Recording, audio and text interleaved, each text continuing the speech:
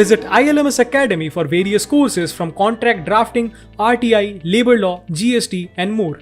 Get certified to enhance employability.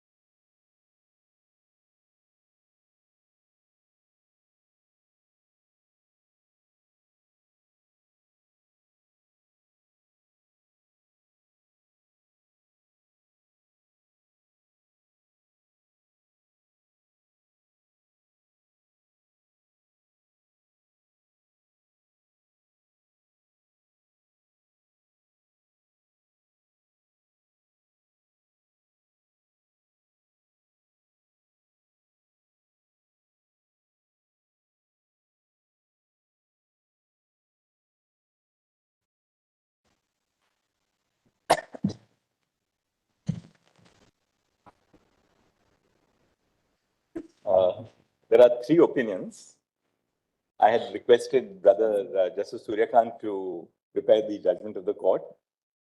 In the meantime, I received a judgment from Brother Justice J.B. Pardiwala, Jamshed Pardiwala, in a dissent. So then I thought that's an opportunity for me to not deal with the dissent, but sort of again place some few thoughts.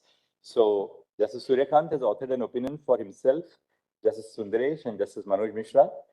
Justice Pardiwala has authored an opinion for himself and in dissent. The majority of us have upheld the constitutional validity of Section 6A of the Citizenship Act 1955. Justice Pardiwala has held that Section 6A of the Citizenship Act 1955 is unconstitutional with prospective effect. I'll just read out just a few extracts. The challenge to the constitutional validity of Section 6A gives rise to the following issues. A, whether the grant of citizenships to migrants from Bangladesh to Assam was within the legislative competence of Parliament under Article 11 of the Constitution. B, whether Section 6A of the Citizenship Act adopts unreasonable cutoff dates and singles out the state of Assam, thereby violating Article 14.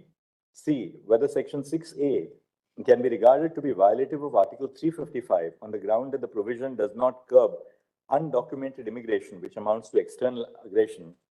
D, whether Section 6A is violative of Article 29(1) of the Constitution on the ground that Assamese cultural identity is lost as a direct consequence of granting citizenship to migrants from Bangladesh residing in Assam.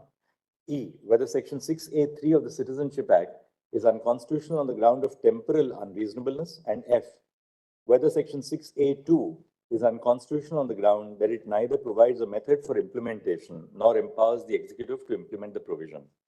Section 6A confers citizenship on those who migrated from Bangladesh to Assam until 24 March 1971.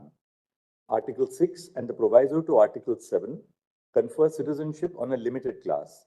Section 6A deals with those who are not covered by the constitutional provisions, that is, those who migrated or re-emigrated after 26 July 1949.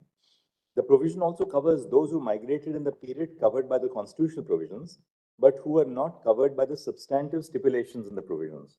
For example, Article 6 does not cover a person who migrated from East Pakistan to Assam after 19 July 1948, but did not apply to register as a citizen before the commencement of the Constitution. Section 6A confers citizenship on such persons. There is a certain degree of overlap between Section 6A and the constitutional provisions. However, that does not amount to an alteration or amendment of the constitutional provisions. This is for the simple reason that Article 6 and the proviso to Article 7 confer citizenship on the commencement of the Constitution. That is, they deal only with who shall be citizens on 26 January 1950. In contrast, Section 6A confers citizenship from 1 January 1966 to those who migrated before that date. Those who migrated between 1 January 66 and 24 March 71 are conferred citizenship upon the completion of 10 years from the date of detection as a foreigner. Thus, Section 6A confers citizenship on a later date to those who are not covered by Articles 6 and 7.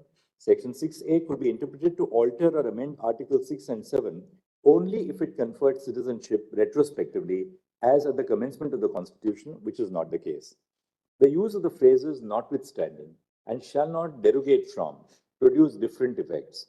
Article 11, when interpreted on the basis of the above analysis, produces the following meaning. A. The legislative competence of Parliament to enact laws related to citizenship is traceable to entry 17 of List 1 and not Article 11. And B. The provisions in Part 2 do not impact or limit the legislative competence of Parliament. Section 6A was included with the object of reducing the influx of migrants to India and dealing with those who had already migrated. The Assam Accord was a political solution to the issue of growing migration, and Section 6A was a legislative solution. Section 6A is one more statutory intervention in the long list of legislation that balances the humanitarian needs of migrants of Indian origin and the impact of such migration on the economic and cultural needs of the Indian states. Parliament, even before the enactment of the Citizenship Amendment Act 1995, has treated migration to the state of Assam as a cause of concern. Previous sections of this judgment trace the enactment of the Immigrants Expulsion from Assam Act 1950 and the IMDT Act, which dealt with the specific problem of undocumented migration to Assam. The central government could have extended the application of the IMDT Act to any other state by a notification. However, no such notification was issued indicating that the immigration to Assam presented the Union with a unique problem in terms of magnitude and impact. Though other states such as West Bengal, 2,216 kilometers, Meghalaya, 443 kilometers, Tripura, 856 kilometers, and Mizoram, 318 kilometers, share a larger border with Bangladesh as compared to Assam, 263 kilometers. The magnitude of influx to Assam and its impact on the cultural and political rights of the Assamese and tribal populations is higher. The data submitted by the petitioners indicates that the total number of immigrants in Assam is approximately 40 lakhs, 57 lakhs in West Bengal, 30,000 in Meghalaya, and 3,25,000 in Tripura. The impact of 40 lakh migrants in Assam may conceivably greater than the impact of 57 lakh migrants in West Bengal because of Assam's lesser population and land area compared to West Bengal. Thus, the singling out of Assam is based on rational considerations. Similarly, the cutoff date of 25th March 1971 is also rational. Even before the enactment of Section 6A, the IMDT Act defined an illegal immigrant as a person who entered India on or before 25 March 1971 without travel documents. As noted earlier, the IMDT Act was not specific in its application to Assam. The enactment defined the phrase illegal immigrant for all states, though the central government did not extend the provisions of the Act to other states. On 25 March 1971, the Pakistani Army launched Operation Searchlight to curb the Bengali nationalist movement in East Pakistan. The migrants before the operation were considered to be migrants of partition towards which India had a liberal policy. Migrants from Bangladesh after the said date were considered to be migrants of war and not partition. Thus, the cutoff date of 25 March 1971 is reasonable. Having held that both the cutoff date and the singling out of Assam is based on rational considerations, the next question is whether the yardsticks have a rational nexus with the object of the provision. The answer is in the affirmative, since the migration from East Pakistan to Assam was in great numbers after the partition of undivided India, and since the migration from East Pakistan after Operation Searchlight would increase, the yardstick has nexus with the object of A, reducing migration, and B, conferring citizenship to migrants of Indian origin. Section 6A would be under-inclusive only when all those who are similarly situated with respect to the object and on the application of the rational yardstick are not included. Similarly, the provision would be over-inclusive only when those who are not similarly situated with respect to these two parameters are included. That not being the case, Section 6A is neither under-inclusive Visit ILMS Academy for various courses from contract drafting, RTI, labor law, GST, and more. Get certified to enhance employability. nor over-inclusive. Article 355 casts a duty on the Union of India to A. Protect every state against external aggression, B. Protect every state against internal disturbance, and C. Ensure that the government of every state is carried out in accordance with the provisions of the Constitution.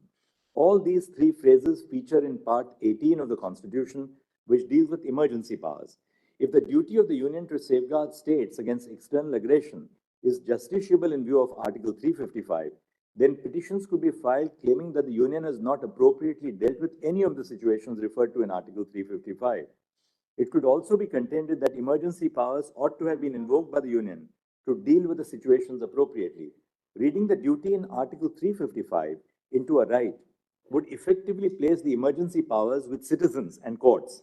Such a consequence would be catastrophic for the federal structure of the Indian Constitution and would subjugate the constitutional status of states. Article 355 cannot be elevated as an independent ground of judicial review in view of the purpose of the provision as a justification clause and the impact of such a reading on the federal framework of the Constitution. As a matter of constitutional principle, the mere presence of different ethnic groups in a state is not sufficient to infringe the right guaranteed by Article 29.1. Article 29.1 confers the right to conserve, which means the right to take positive steps to protect culture and language. The petitioners ought to prove that the necessary effect of the law that promotes the presence of various ethnic groups in a state is that another ethnic group is unable to take steps to protect their culture or language. The petitioner also ought to prove that the inability to take steps to conserve culture or language is attributable to the mere presence of different groups. The detection of the foreigner is an elaborate process that required the state to build manpower and infrastructure for its implementation. The legislature conferred the state with the duty to implement the provision after it had built sufficient infrastructure for the same. The purpose of Section 6A3 was to provide a long-term solution to the issue of the large influx of migrants from Bangladesh to Assam. It is true that one of the causes of concern which led to the Assam students' movement and culminated with the Assam Accord was a dilution of the electoral right of those native to Assam because of the inflow of migrants. However, the purpose of Section 6A3 cannot be limited to it. The objective behind the enactment of the Citizenship Amendment Act 1985 was to deal with the larger problem of whether Bangladesh migrants of Indian origin could secure citizenship in India. The objective of the provision must be understood in the backdrop of the Indian policy on post-partition migration and the Assam movement. The principle of temporal unreasonableness cannot be applied to a situation where the classification is still relevant to the objective of the provision. The process of detection and conferring citizenship in Assam is a long drawn-out process spanning many decades. To strike it down due to lapse of time would be to ignore the context and object of the provision. Registration is not the de facto model of securing citizenship in India. The use of the deeming fiction in Section 6A2 obviates the need for registration. The provision does not contemplate a registration regime for persons who fall under this category, similar to Sections 3 and 4 of the Citizenship Act. Section 6A2 cannot be held unconstitutional for the only reason that it does not prescribe a process of registration. So I have also come to the conclusion that the provision is constitutional.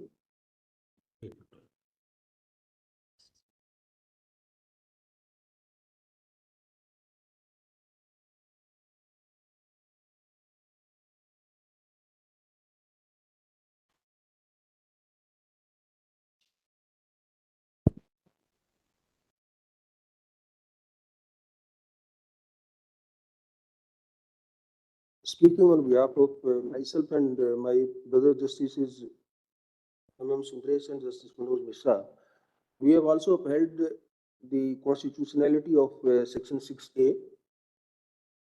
We have, based upon the arguments, divided the issues which came for our consideration in two parts: prefatory issues and then the challenges regarding constitutionality. On prefatory issues, there were two objections raised on behalf of the respondents with regard to the maintainability of the very challenge. One was that the power of judicial review, whether it will extend to analyzing the constitutionality of Section 6A, and the second was that the writ petitions were barred by delay and laches. So far as these two preliminary objections are concerned, we didn't find any merit, both we have turned down. Then on merits with regard to the constitutionality, we have formulated certain questions like, does Section 6A offend preambular values like fraternity? Is Section 6A ultra vires part 2 of the Constitution? Does Section 6A create an unreasonable classification which violates Article 14? Does Section 6A suffer from manifest arbitrariness? Does Section 6A violate the rights provided to indigenous communities under Article 29? Is Section 6A ultra vires Article 21 of the Constitution? Does Section 6A violates the political rights of the Indian citizens in Assam under Article 326?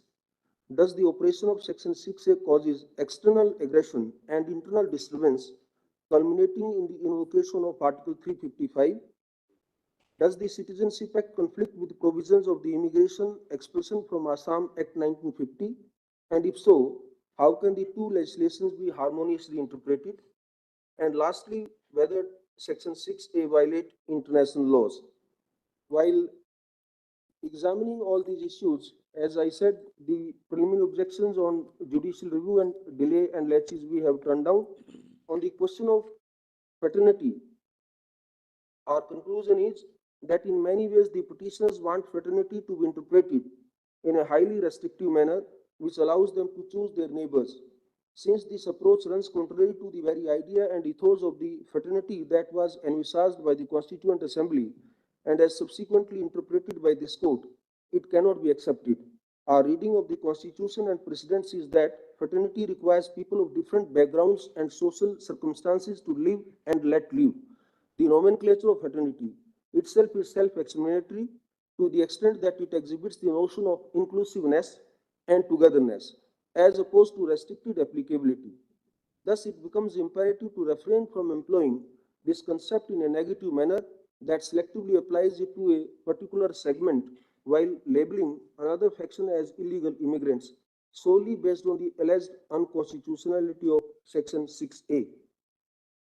There is the other contention was that 6A violates Articles 6 and 7 of the Constitution of Part 2 that we have turned down, saying the petition's contention that 6A is unconstitutional as it prescribes different dates in comparison to Articles 6 and 7 cannot be accepted because Article 6 does not prohibit the granting of citizenship after the cut-off date of 19 July 1948. It only specifies the fulfillment of certain conditions which, as mentioned above, are also present in Section 6A, subclause 3. While Section 6A, clause 2 grants deemed citizenship without these conditions, the competence of Parliament to prescribe different conditions, which will be analyzed in detail in the later part, is well embedded in Article 11. Similarly, while Article 7 prohibits citizenship to people who re-migrated to India, this is only a subclass of people who have been granted citizenship by Section 6A. Since Section 6A grants citizenship even to people who migrated for the first time, the class of re-migrants is severable from this provision. As will be discussed in the following paragraphs, the Parliament was competent to specify different conditions for this subclass also. On the question whether the Parliament had the competence to specify different conditions under Article 11, we have upheld that power, that Parliament possessed the legislative power to lay down and specify different conditions, and such power is not controlled and regulated by Part 2 of the Constitution. The other contention raised was based upon the dual citizenship. That also has not found favor with us, and we have held. Therefore, based on the aforementioned reasons, we are of the considered opinion that the framework outlined by Section 6A is that an individual falling under Section 6A2 and 6A3 can only assert Indian citizenship. Such individuals are presumed to have relinquished their previous citizenship if authorities have reasons to believe that the previous citizenship is still being exercised. They are empowered under Section 9 of the Citizenship Act and associated rules to take steps to revoke the Indian citizenship of the delinquent individuals. Consequently, it can be deduced that the Section 6A does not contradict Section 9 of the Citizenship Act, and we declare so. On the question of violation of oath of allegiance, again it did not find favor with us. We have said, moreover, the absence of such an oath does not absolve the immigrants from their obligation to respect the law and order of India, even when such oath is not taken before acquiring